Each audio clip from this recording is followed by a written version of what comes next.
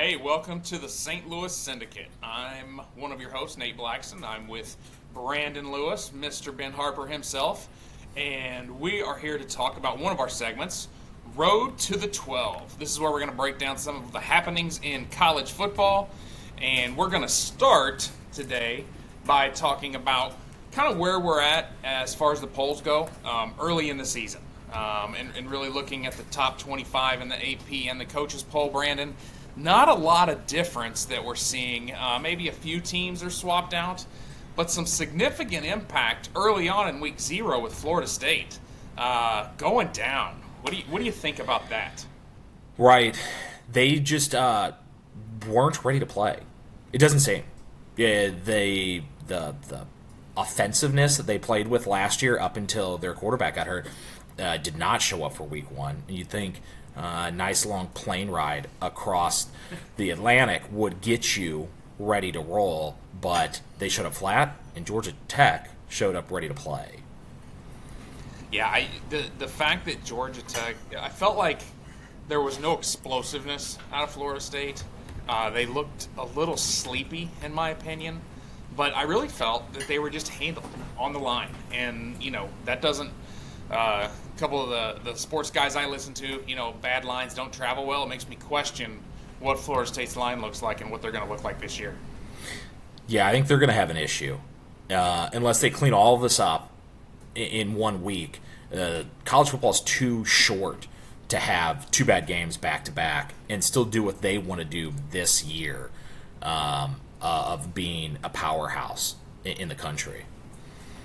Yeah, hey, big news, though, in our Legends pick this week. Florida State's 17.5-point favorite over Boston College. I mean, do we think they can cover against BC? 17.5 is a lot of points. Or can they even win? We don't know what Boston College is made of, but Boston College's coaches right now are going, these guys are beatable.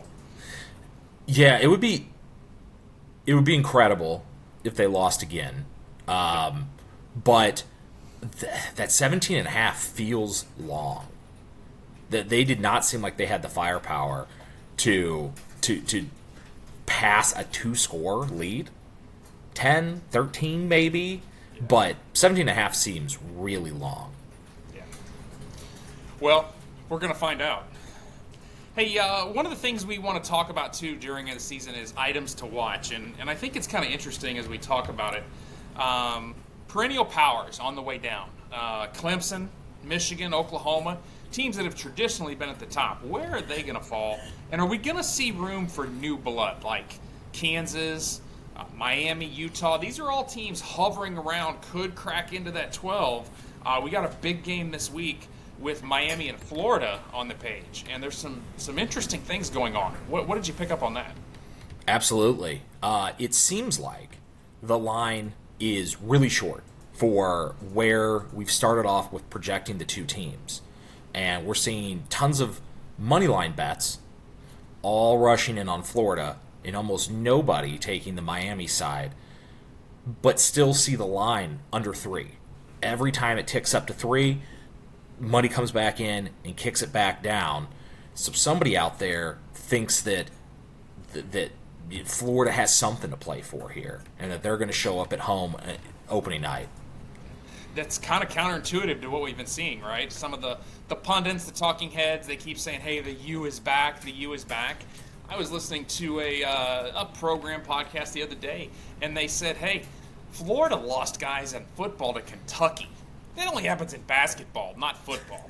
So, there is real question marks around Florida this year. So I think that's going to be an interesting one to take a look at. Watch out for the Legends picks. They're going to be coming your way. And they'd be an interesting to follow. I know Ben Harper doesn't kick off this week, but maybe in the future, keeping an eye on Miami. Absolutely. Well, hey, Brandon, thanks a lot. That's our segment this week. We'll go ahead and sign off from the St. Louis Syndicate. Have a good week, guys.